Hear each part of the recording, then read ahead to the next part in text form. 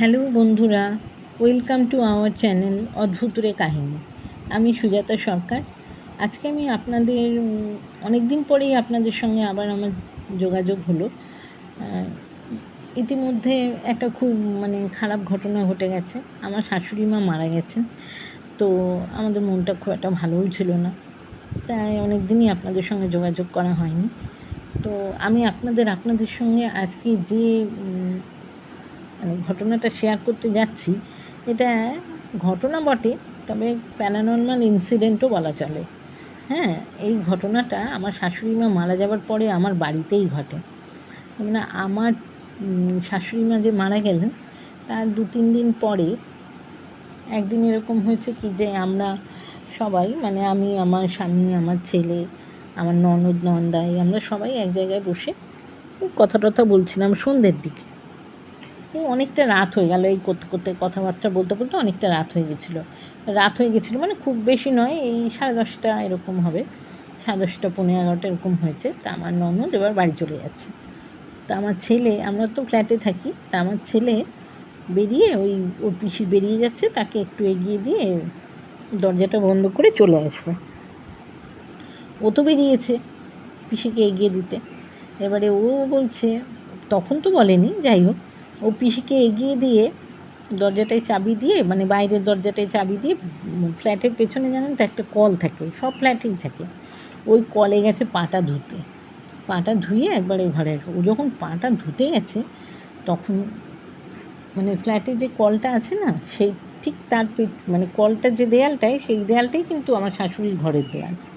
আমরা তো ওই ঘরেই বসেছিলাম, ওখানেই তখনও বসে আছি, আমি আর ওর বাবা কথা বলছি। তা ও পা ধুয়ে আর আসবে বলে গেছে ওদিকে। এদিকে আমাদের বাড়ির পাঁচিলের বাইরে, আমরা কিন্তু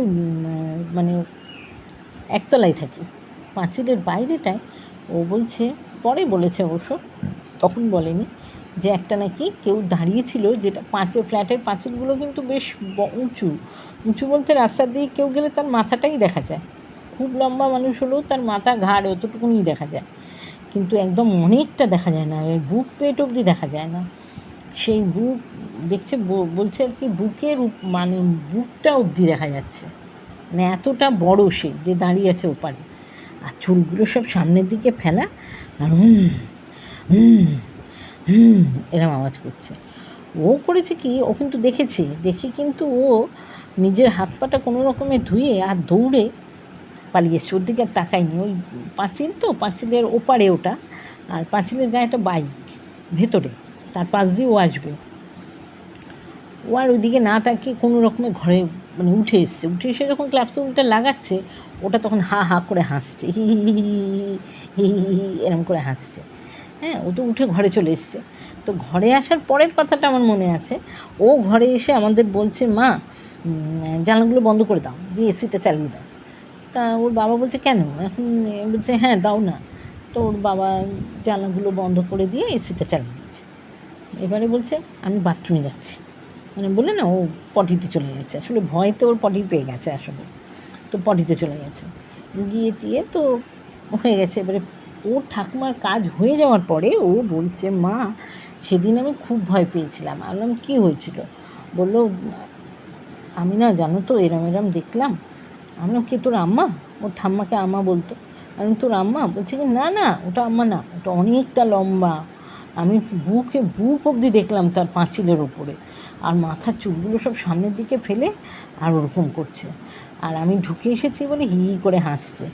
আবার ওর সঙ্গে সঙ্গে এসে বাথরুমে চলে গেছে না, আমি বাথরুমে যখন গেছি না, ও পাঁচিলের ওপারে, বাথরুমের ওপারে রয়েছে, ওখান থেকে ওরকম আওয়াজ করছে, হুম হুম হুম। তো খুব ভয় পেয়েছে। তা এই দিন তো এরকম হয়ে গেল।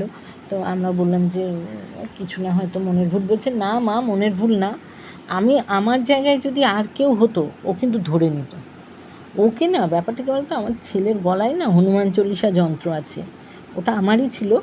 তো বলে মায়েরটা ছেলেকে দেয়া যায়, তা আমি আর এখন পড়ি না, আর ও তো বাইরে টাইরে যায়, অফিস টফিস যায় বলে আমি ওর গলায় ওটা পরিয়ে দিই, ওই মেট্রো ফেট্রো যায় তো ওকেই পরিয়ে দেওয়া আছে। তো এরকমই একদিন হলো। আরও একদিন ওই কাজের আগেই, ওর ঠাম্মার কাজ শেষ হয়নি তার আগেই, আমাদের পাড়াতে একজন আমাদের বাড়িতে এসছে, এমনি এসছে আর কি, কেউ হবিষি টবিষি দেয় না ওই সবই দিতে এসেছে। সে আর তার ছেলে আবার আমার ছেলের বন্ধু হয়। ওরা বসে বসে সবাই বসে বসে কথাবার্তা হচ্ছিলো, হওয়ার পরে এবার ওরা চলে যাচ্ছে। তখনও ওরকমই রাত হয়েছে, এসছি প্রায় 1টা সাড়ে 1টার পরে, তাই একটু কথাবার্তা বলতে দেরি হয়ে গেছে। শাশুড়ি মাকেও চিনতো মানে ভালোই বাসতো আর কি। তাই সেই ধরনের নানান আলোচনার পরে চলে যাচ্ছে যখন, তো সেটা যেহেতু ওর বন্ধু, ওকে এগোতে গেছে।